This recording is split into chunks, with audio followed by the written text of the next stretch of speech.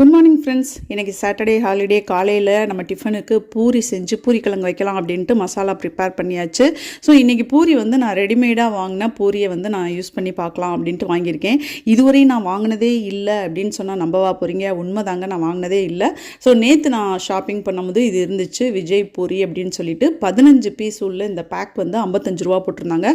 நேற்று நான் 7ஆம் தேதி வாங்கினேன். இது வந்து 13ஆம் தேதி வரையும் யூஸ் பண்ணலாம், அதாவது 7 நாள் டைம் கொடுத்துருக்காங்க. ஸோ நிறையா ப்ரிசர்வேட்டிவ் கலந்துருக்கலாம், ஆனால் வந்து ஹோல் வீட் அப்படின்னு போட்டிருந்தாங்க. பூரியோட டேஸ்ட் வந்து ரொம்ப நல்லா இருந்துச்சு, ஃப்ளஃபியாக வந்துச்சு நம்ம வீட்டில் பண்ணுற மாதிரியே. பட் ஆயில் வந்து ரொம்ப பிடிச்சிருந்துச்சுங்க. நம்ம வீட்டில் பண்ணோம்னா இந்த அளவு ஆயில் இருக்காது. இது ஹோல் வீட் அப்படின்னு போட்டிருக்காங்க. எந்த அளவு அவங்க வேறு எதுவும் கலந்துருக்காங்களான்னு தெரில.